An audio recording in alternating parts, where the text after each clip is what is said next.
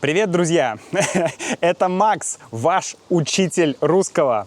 Отличная погода, чтобы пойти в поход, правда? Именно этим я сегодня и собираюсь заняться и приглашаю вас. Водитель остановил меня вообще в обалденном месте. Посмотрите, какая дорога, посмотрите, какая дорога. Я не знаю, как люди здесь ездят. Сейчас дождь, асфальт мокрый. И здесь, я не знаю, здесь склон очень крутой склон. Таксист пытался сюда заехать, но остановился на середине и сказал: все, дальше я не поеду. И действительно, мне стало страшно. Колеса машины начали пробуксовывать. Да, пробуксовка.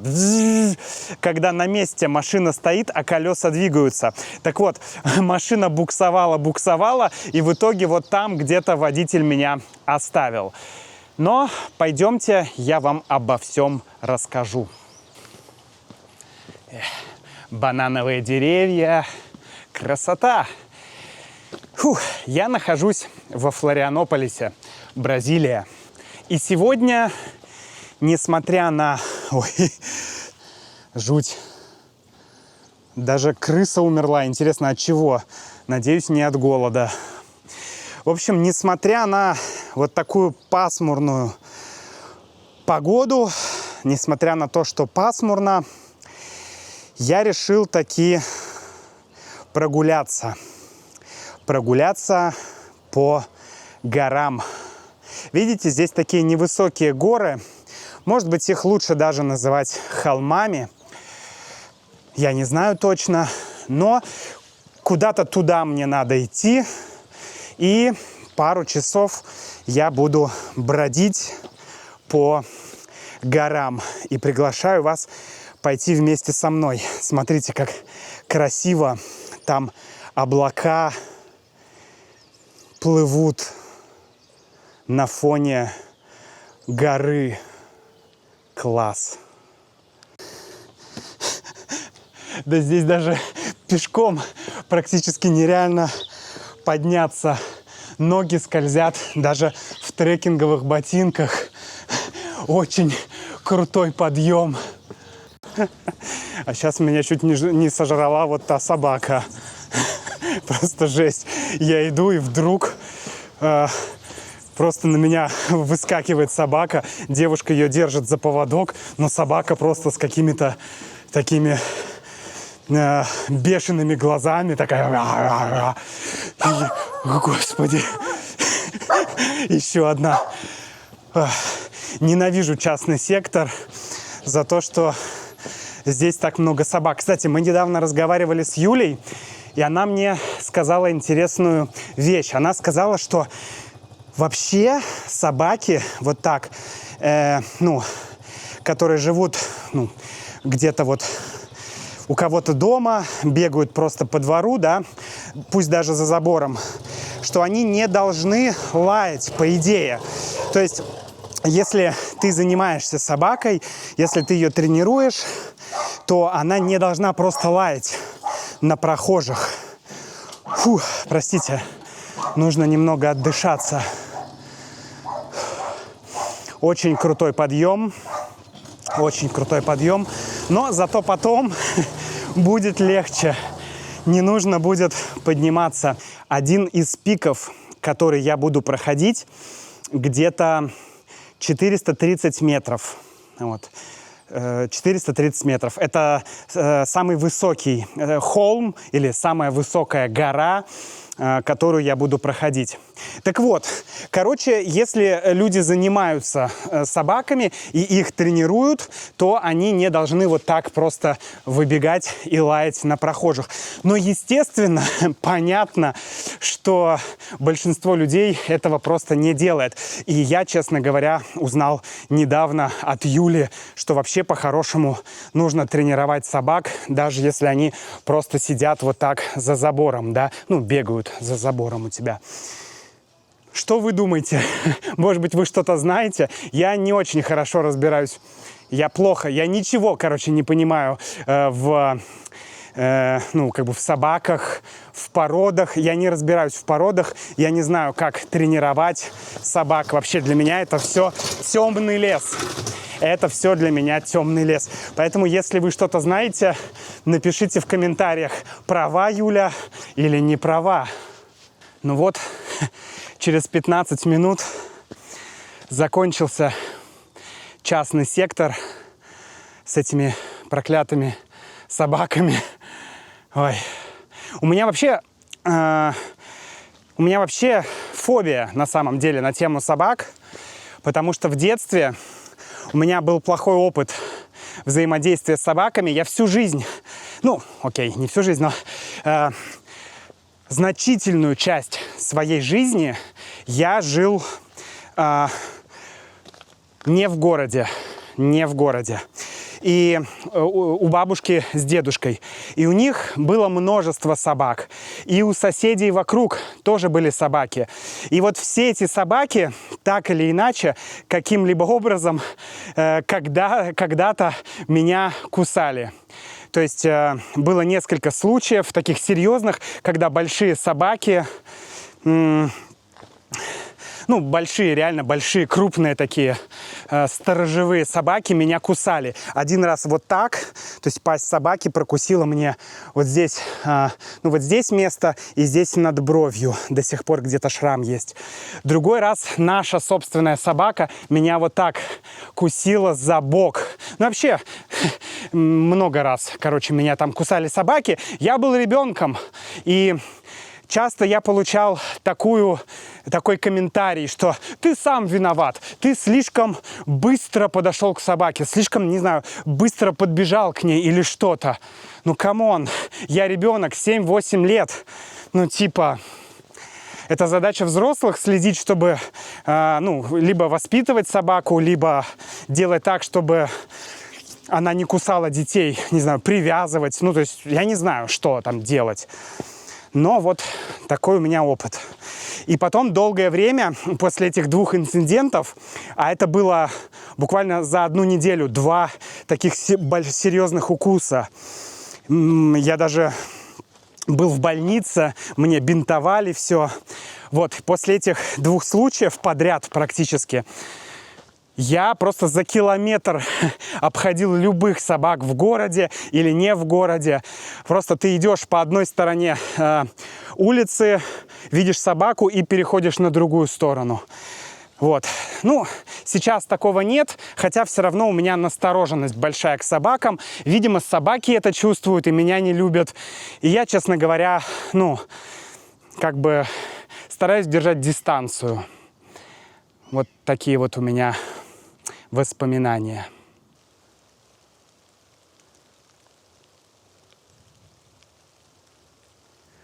Так, друзья, кажется, у нас сейчас будет перекус. Это очень похоже на мандарины или на апельсины. И вроде даже, по-моему, это какой-то местный сорт, потому что мы видели похожие мандарины в магазине. И это были именно местные мандарины. Давайте сейчас я попробую один сорвать, какой-нибудь спелый. Ой, нет, этот вообще каменный. Этот каменный абсолютно. Так, а как же найти какой-то... как приятно пахнет. Пахнет апельсином и лимоном одновременно. Может быть, это даже и не апельсины. Я даже не знаю. Ой. Так, а вот этот... Так, ну, блин. Ну, давайте попробуем. Опа. Вот так оно выглядит. Это нечто... Сейчас попробуем открыть. Так, ну что, у меня есть здесь два этих фрукта. Выглядят они не очень, если честно. Но на запах просто потрясающие. Давайте попробуем открыть один. Очень... Ё-моё! Ладно. Вы знаете про правило 5 секунд. Если что-то упало на землю и пролежало, ну или на пол, на грязный пол, куда угодно, но только не не на желтый снег. На желтом снегу такое правило не работает. Так вот, если что-то упало на землю и пролежало меньше 5 секунд, то это не считается упавшим. Короче, меньше 5 секунд не считается. Все чисто, все прекрасно. Итак, очень толстая кожура, такая мощная. Ну и... так. Ой, кажется, он не спелый. Такой прям, такой зеленый, зеленоватый.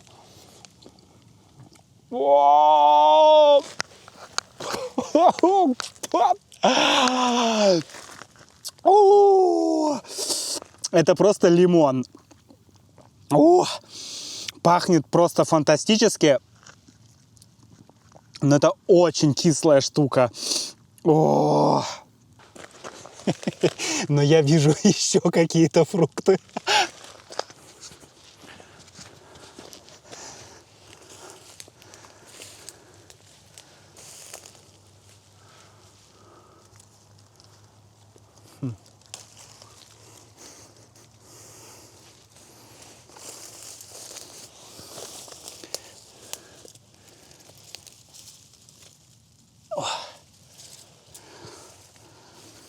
Господи, боже мой, какой запах. Ребят, я не знаю, что это. Может быть, вы знаете, посмотрите вот на такую штуку. И вот я нашел ее же без кожуры. Видимо, какие-то птицы ели или гусеницы, не знаю. Но, короче, выглядит это вот так. Блин, я не знаю, что это за запах. Это какой-то просто невероятный запах, ребята. Может быть, это бергамот? Я не знаю. Боже, я очень хочу это съесть, но это кто-то уже ел. Боже, ну это потрясающе. Что это за запах? Я не могу понять. Боже. Давайте попробуем вот эту. Друзья, а вам тоже в детстве говорили, что пробовать какие-то неизвестные ягоды и фрукты нельзя? Да? Мне тоже говорили, но не помогло. Короче, ух ты, посмотрите, какая штука. Посмотрите, какая штука, как она внутри выглядит. Ох, сочная. Боже, запах потрясающий. Ну, давайте попробуем. Фу. Простите. Ну, не очень вкусно. Видно, что эта штука не спелая.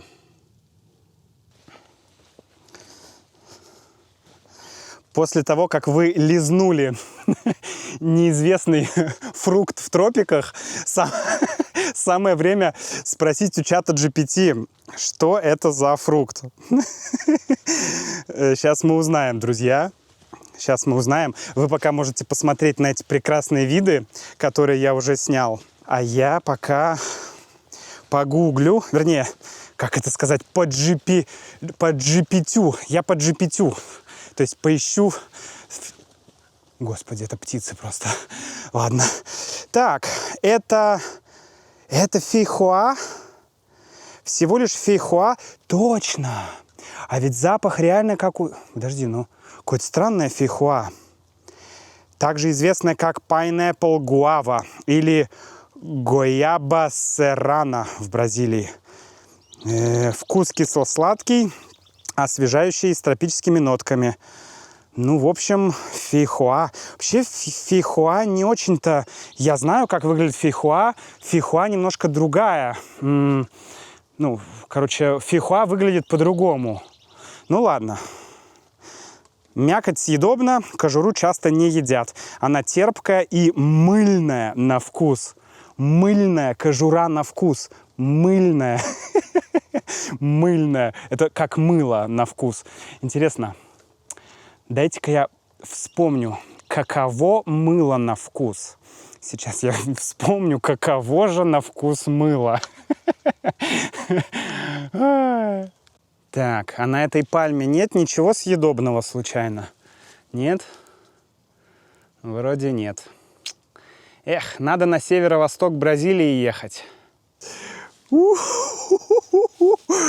Вы только посмотрите на это, друзья.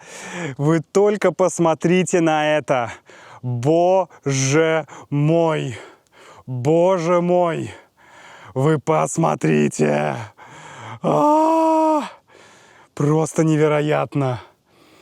Это, кстати, часть океана. Но так как мы на острове, то там материк, здесь остров, а это вот вода между островом и материком. Не знаю, как пролив или как это называется точно. Но это не сам открытый океан. Океан вот сейчас будет с той стороны. Возможно, мы его тоже увидим. Но это просто сносит башню. Это невероятно. Это...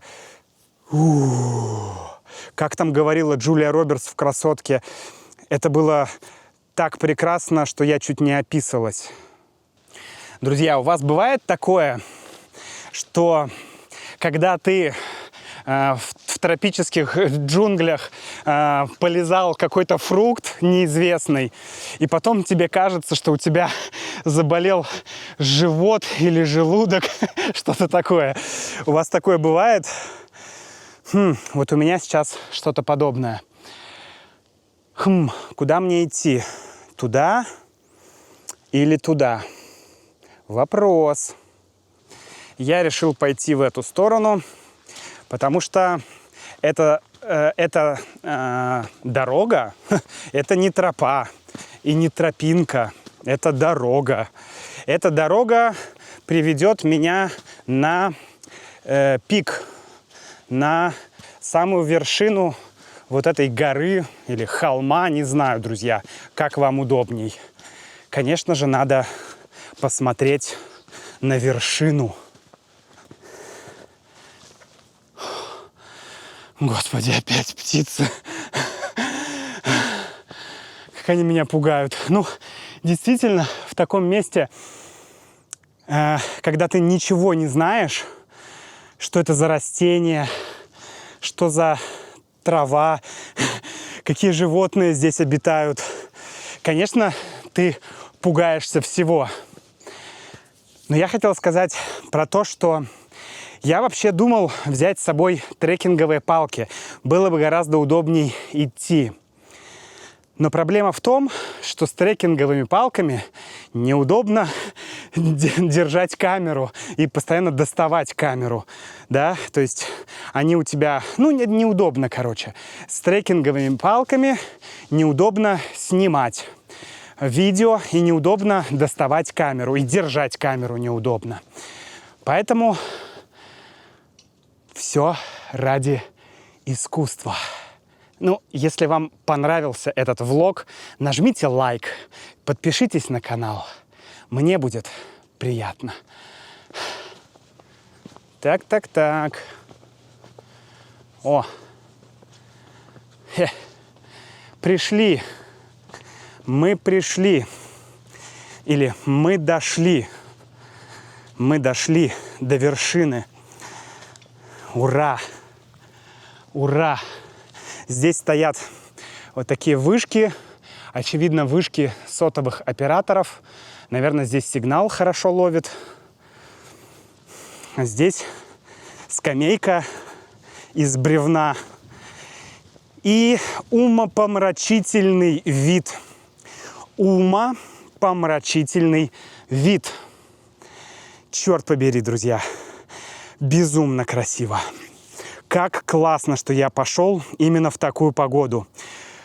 Я боялся, что не будет ничего видно, что все будет в тумане, но нет. И, кстати, я вам обещал показать океан. Смотрите, вот он океан с той стороны. Вот там даже какой-то остров вдалеке, видите? Какой-то маленький остров. Ну и вот там дальше тоже все океан, просто сейчас плохо видно сам океан, но он там. Кстати, друзья, если вы хотите изучать русский с Максом, то присоединяйтесь к membership-программе. Здесь будет QR-код, а внизу в описании будет ссылка. В membership-программе есть транскрипции для видео, для подкастов, разные дополнительные материалы, которые помогут вам на вашем пути изучения русского. Вперед, вниз, к ссылке.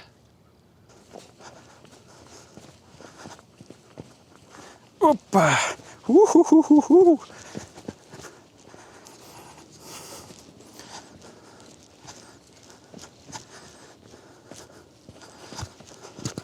Опять развилка. Я нахожусь на распутье. На распутье. То есть один путь туда, другой путь сюда.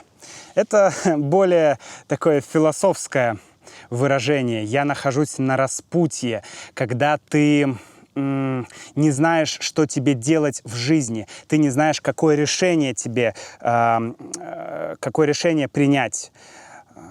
Нужно, не знаю, оставаться на работе или уволиться, поехать в путешествие или не поехать, или, не знаю, поменять свою жизнь или не менять свою жизнь. Но фактически вот оно, распутье в прямом смысле.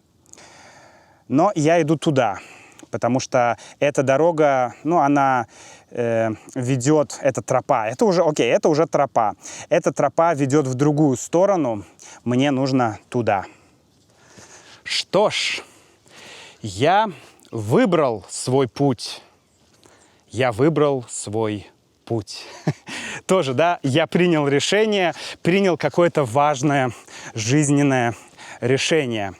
Я выбрал свой путь. Например, ну это такое, не знаю, что-то такое очень лирическое. Знаете, например, какой-нибудь революционер во время казни свое последнее слово произносит. Ну, я русский, поэтому первое, что приходит в голову, революционер во время казни. Ну, простите, друзья, но вот такая она, Россия. Революционер во время казни говорит: нет, я не буду отрекаться от своих слов, я не буду отказываться от своих слов. Я выбрал свой путь, свой революционный путь, и я буду следовать ему до конца. Как-то так. Кстати, этот путь привел меня в лес. Я наконец-то в лесу. Классно. Я очень хотел пройти через лес, но все время, до этого, весь путь до этого момента, весь путь до этого был не через лес. Путь был, просто через, не знаю, как это сказать. Короче, не было леса. А сейчас начался лес. Причем, чем дальше я иду, тем выше становится лес. Иду по лесу, туман, очень красиво, очень атмосферно. Иногда немного страшно, когда какой-то звук резкий или еще что-то.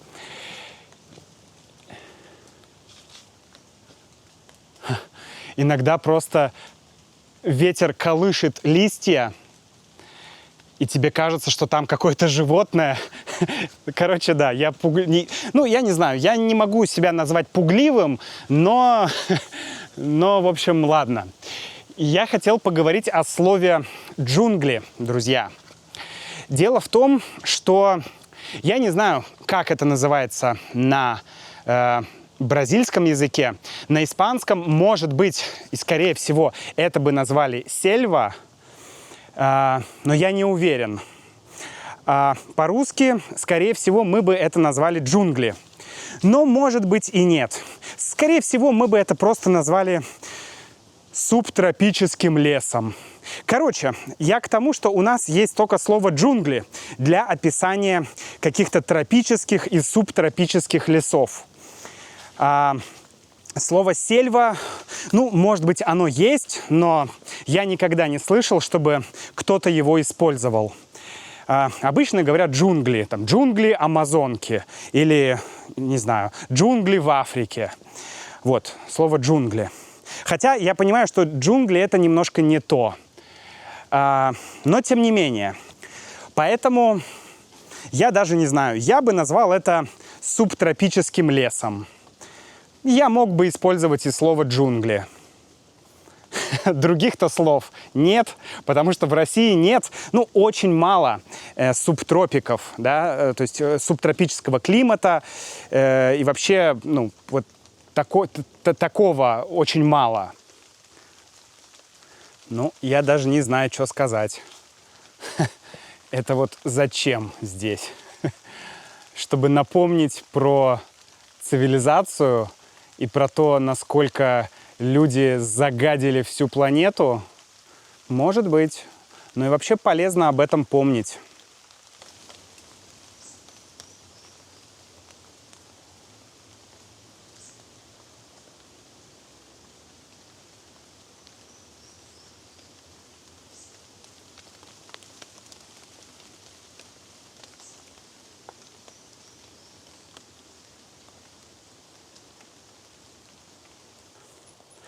Фух, дождь усиливается, волосы почти все мокрые. Но у меня есть кепка, есть куртка, такая ветровка, то есть легкая куртка от ветра, ну и небольшого дождя.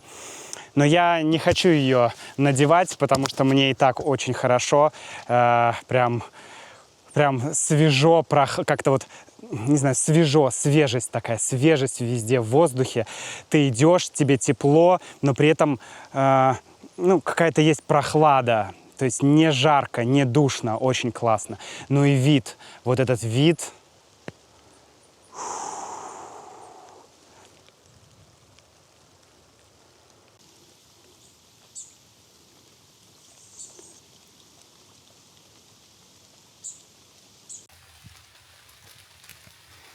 Я пропустил свой поворот и ушел туда дальше.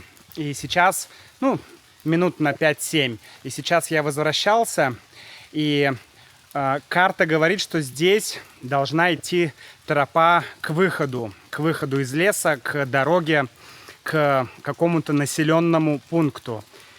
Проблема в том, что я не могу найти эту тропу. Единственное, что-то похоже на тропу идет вот здесь. Видите? Вот так вот. Уп, туда. Не очень похоже на то, что мне нужно. Ой, я даже не знаю, стоит ли мне идти вот так просто через лес. Но, может быть, сейчас мы увидим какую-то тропу побольше. Может быть, она все-таки есть. Так, вот, по идее, вот туда. Ну, блин, ну, это похоже, конечно, на тропу, прослеживается тропа, но что-то мне не нравится идти по таким кустам, где могут быть всякие пауки, змеи. Сейчас, правда, зима. И не должно быть много всяких живых существ вокруг.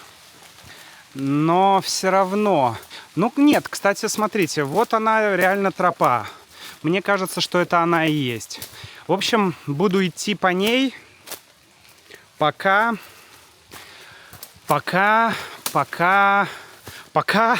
смогу. Как только она совсем станет непроходимой, ну, тогда, наверное, я сверну. Проблема еще в том, что я могу идти по этой тропе минут 20-30, а потом окажется, что она никуда не ведет, что там какой-нибудь тупик или забор. Я нашел какую-то трухлявую палку. Да, но трухлявая палка дает тебе больше уверенности.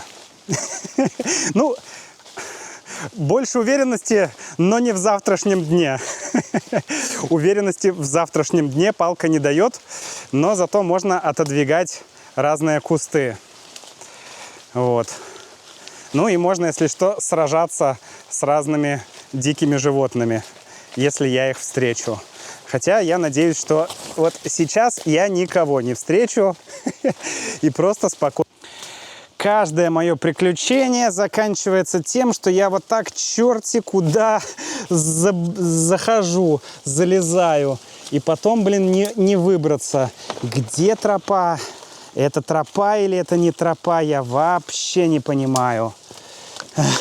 Камера села практически 1%, но еле-еле заряжается от телефона. Блин, не, ну это вообще какой-то пипец. Это просто... Это не тропа. Короче, моя камера села, и я пытаюсь подзарядить камеру прямо от телефона. Ну, пишет, что заряжается, но пока 0%. А я иду просто вот так сквозь лес, сквозь джунгли. Я уже думал повернуть обратно, но я снова нашел тропу. Да, вот эта тропа.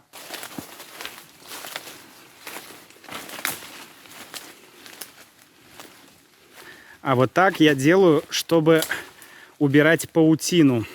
Потому что тут много паутины, и я ее убираю. Ну, потому что, блин, здесь есть ядовитые пауки, и я не очень хочу с ними связываться, если честно. Поэтому я предпочитаю вот так отмахиваться. А это что такое? Просто листья. Фух. Так, где моя дорога? Короче, камера полностью разрядила телефон за 3 минуты.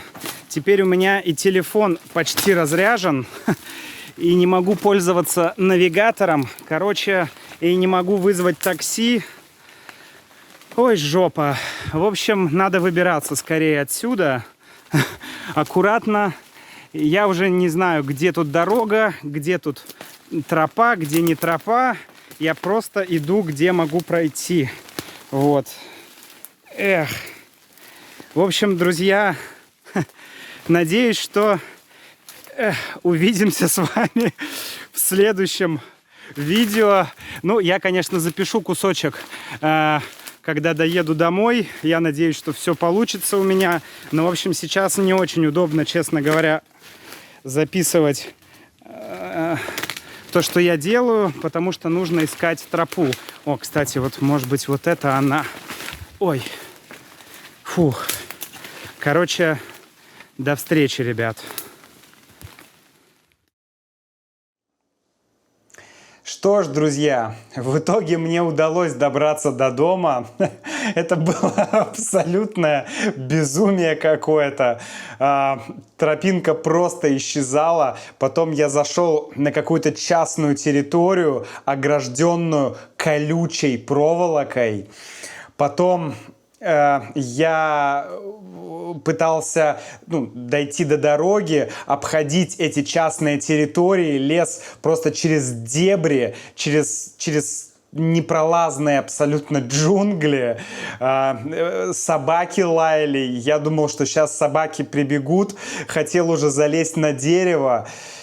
Короче, и в итоге у меня был только 1% на телефоне. Ну, это какой-то глюк, я не знаю, потому что до сих пор, вот только что я поставил телефон на зарядку, а так у меня 1%, не знаю, 30 или 40 минут телефон показывал, что 1% остался. Ну, так не может быть. Но, в общем, да, я смог вызвать такси, доехать до дома, и все нормально. У меня есть дурацкая черта. Я не могу повернуть назад. Да, но ни шагу назад, как пел один известный певец, одна известная русская группа. Да, я не могу повернуть назад, и даже если я вижу, что впереди черти что, то есть должно быть совсем черти что, чтобы я развернулся, там какой-то, не знаю, то есть люди с автоматами или еще что-то, то есть реально, мне действительно тяжело. И с одной стороны, иногда это может доставлять какие-то неудобства, как сегодня. Но вообще, благодаря этому у меня куча интересных воспоминаний всяких после путешествий. Ну что ж, хорошо все, что хорошо кончается. До встречи в следующем видео.